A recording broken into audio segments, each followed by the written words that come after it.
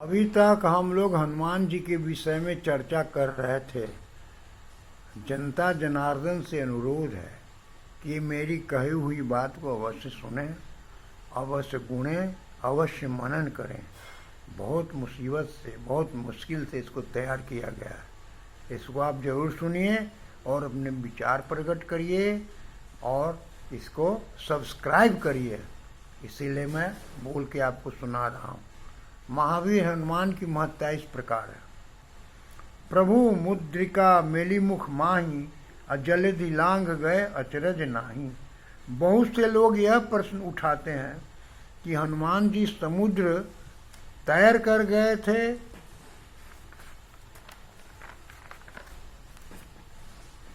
कि लंका किस प्रकार गए थे, हवा में उड़कर।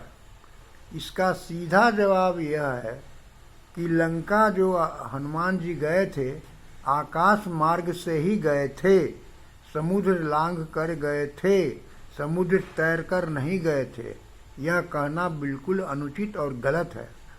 रामचरितमानस, वाल्मीकि रामायण, आध्यात्म रामायण आदि सारी रामायणों में हनुमान जी का लंका आकाश मार्ग से जाने का वृत्तांत ही लिखा हुआ है। हनुमान जी पैदल मार्ग और आकाश मार्ग दोनों का प्रयोग करते थे।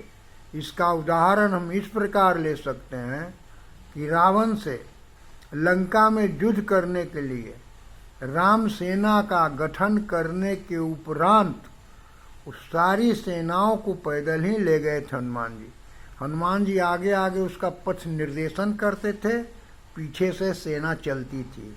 पूरी सेना की बागडोर इन्हीं को थी। भगवान ने इन्हीं को बताया था कि आप सेना का संचालन करो। तो आगे आगे हनुमान जी पैदल चल रहे थे और पीछे से सेना चल रही थी। उड़ने की क्षमता सिर्फ हनुमान जी में थी। वो उड़ जाते तो सेना कैसे चलती। और सबको ले जाना भाई प्रकृति के विरुद्ध था। भगवान प्रकृति के विरुद्ध नहीं चलते हैं, प्रकृति को साथ लेकर चलते हैं। इसलिए हनुमान जी को पैदल ही चलना पड़ा।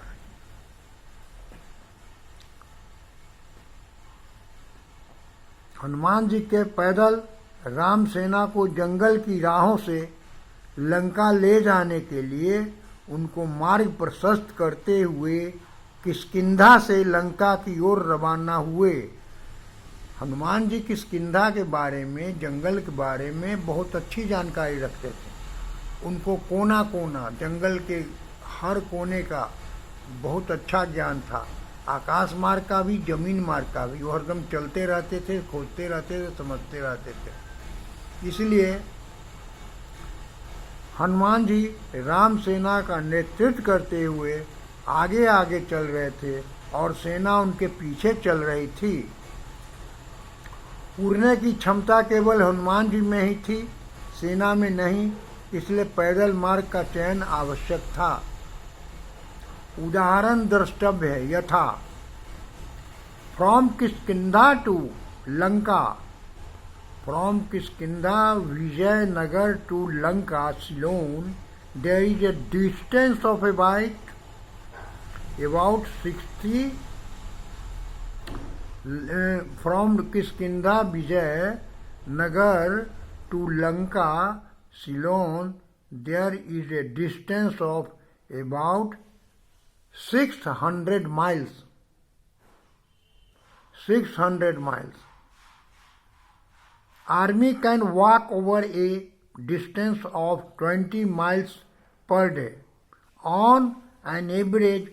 So the army of Ram would had taken about 1 month to reach Lanka.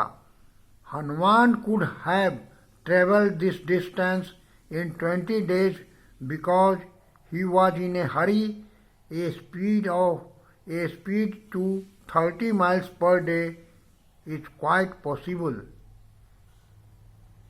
वो आगे आगे चल रहे थे हनुमान जी। किष्किंधा से लंका की दूरी 600 किलोमीटर की थी। 600 माइल्स था, माइल्स 600 मील। तो वो 20 हनुमान जी आगे आगे चले, 20 दिन में पहुंचे। सेना पीछे पीछे आ रही थी, 30 दिन में पहुंचे।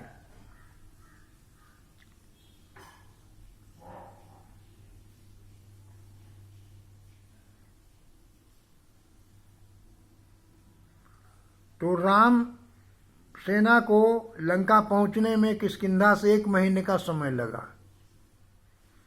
गोस्वामी तुलसीदास जी की लिखी चौपाइयों का अर्थ समझना आसान नहीं है। गोस्वामी जी अद्वितीय साहित्यकार भी हैं। इन्होंने हनुमान चालीसा भी अलंकृत भाषा में ही लिखा है, जिसका सही अर्थ अभी तक कोई विद्वान नहीं जान सका है। जिसे धर्म का विद्वान बनना है उसे सबसे पहले हनुमान चालीसा को भी जानना होगा, क्योंकि 44 चौपाइयों वाली हनुमान चालीसा संपूर्ण सिद्धियों से भरा हुआ है। यह दैविक और भौतिक ताप को मिटाने वाला है, संकट मोचक और मोक्षदायक भी है। जो 7 बार पाठ कर कोई छूटहि बंद महासुख होई। हनुमान चालीसा की साधना करने वाला यदि कोई व्यक्ति भक्तिपूर्वक निष्ठापूर्वक 100 बार नित्य पढ़ने का व्रत विधि पूर्वक पालन करता है तो संसार के सारे बंधनों से छूट जाता है, वह महासुख को प्राप्त कर लेता है। ऐसा गोस्वामी जी ने हनुमान चालीसा में लिखा है। हनुमान जी की विशेषताओं का वर्णन करते देखें। अतुलित बलधामम स्वर्ण शैलाभ देहम धनुजबन कृशानुम ज्ञानी नाम ग्रगण्यम सकल गुण निधानम बानरा नाम धीशम रघुपति वरदूतम बात जातम नमामि।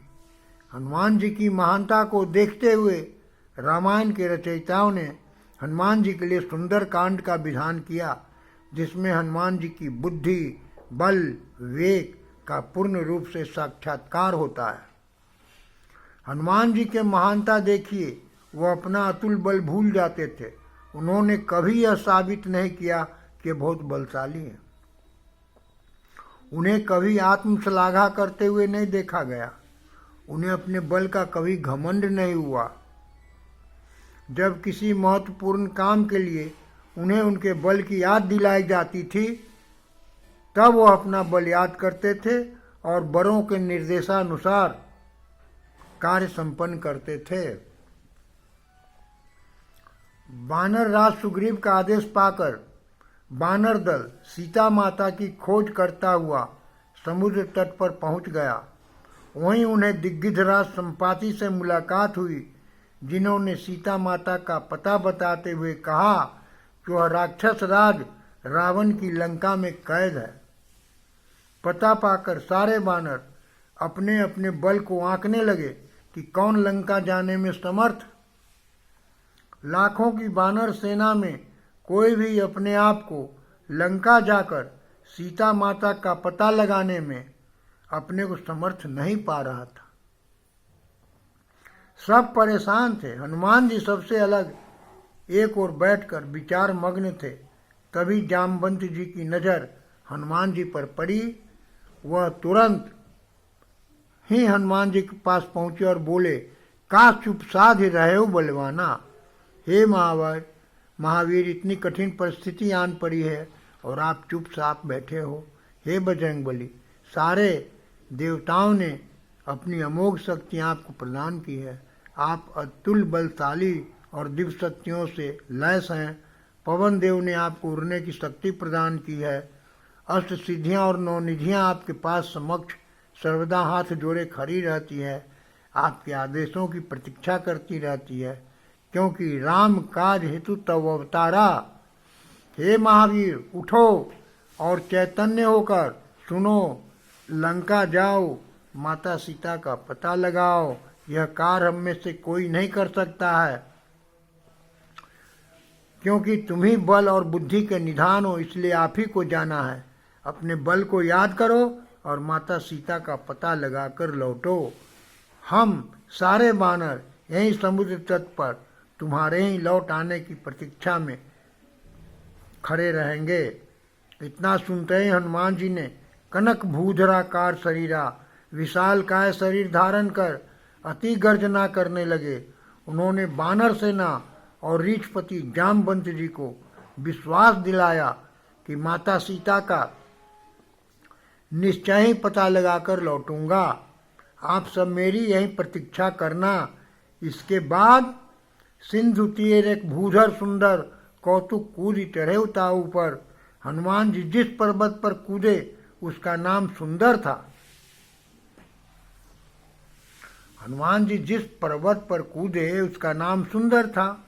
कूदना फांदना तो हनुमान जी का नित्य का खेल था, अथवा खेल खेल में उस पर्वत पर कूद गए और फिर उस पर्वत से आकाश में उड़ने के लिए भारी वेग से ऊपर उठे। हनुमान जी के पैरों के भार से पर्वत धरती में धंस गया और हनुमान जी का वेग आंधी की तरह था, जिससे उनके उड़ान भरने के समय बड़े बड़े वृक्ष जड़ से उखड़कर हवा में कुछ दूर तक उड़ते चले गए। अब हनुमान जी आकाश मार्ग से समुद्र के ऊपर उड़कर तेज गति से चलने लगे। उनकी तेज गति से कितने वृक्ष उखड़ गए, पर्वत धंस गए। इतनी तेज गति से उन्होंने आकाश में छलांग मारी और दौड़ करके चलना शुरू किया आकाश में। अब हनुमान जी आकाश मार्ग समुद्र के ऊपर उड़कर तेज गति से चलने लगे।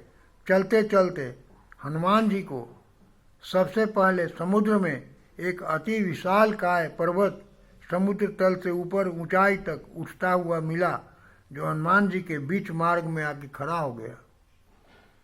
यह मैनाक पर्वत था, जो सागर से प्रेरणा लेकर हनुमान जी का स्वागत करने के लिए उनके सम्मुख उपस्थित हुआ था।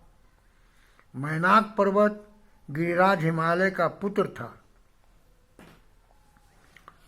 यह स्वर्णमय पर्वत बहुत काल पहले सतयुग में पर्वतों के पंख हुआ करते थे और ये आकाश में सब दिशाओं में गरुड़ पक्षी की तरह उड़ा करते थे। भारी भरकम पर्वत को आकाश में उड़ता देखकर देवता, ऋषि, मुनि और मनुष्य उनके उड़ने से और उनके गिरने के भय से भयभीत रहा करते थे। अतएव सबका भय दूर करने के लिए देवराज इंद्र ने सारे पर्वतों के पंख काट कर उन्हें अचल बना दिया। जब वह मेरी तरफ आने लगे, मतलब मैनाक की तरफ आने लगे, वो तो पवन देव ने उस पर दया करके बड़े वेग से उड़ाकर उसे समुद्र में छिपा दिया। तब से मैनाक ने पवन देव और पवन पुत्र हनुमान के भक्त हो गए और उन्होंने उनसे कहा, विनती की और कुछ क्षण उस पर विश्राम कर लें उसके पर्वत पर।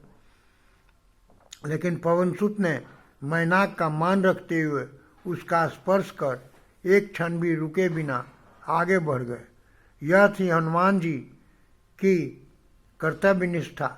जिस काम को उन्होंने अपने हाथ में ले लिया उसे अंजाम देना बिना वह एक क्षण विश्राम करने के पक्ष में नहीं थे।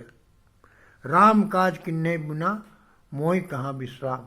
इस तरह कर्तव्यनिष्ठ व्यक्ति जो होते हैं, किसी भी तरह से अपने काम की निष्ठा में लगे रहते हैं, किसी भी तरह रुकते नहीं, झुकते नहीं, सिर्फ उनका लक्ष्य अपना काम रहता है। इस प्रकार हनुमान जी की महानता का जिक्र करते हुए मैं यहीं पर अपना आज अवरुद्ध करता हूँ कार्यक्रम, और फिर अगले कार्यक्रम में और हनुमान जी के ऊपर प्रकाश डाला जाएगा। हनुमान जी की शक्तियों को हमने अच्छा संक्षेप आपके सामने प्रस्तुत किया। इसको आप समझे, बूझे और मनन करें। जय श्री राम।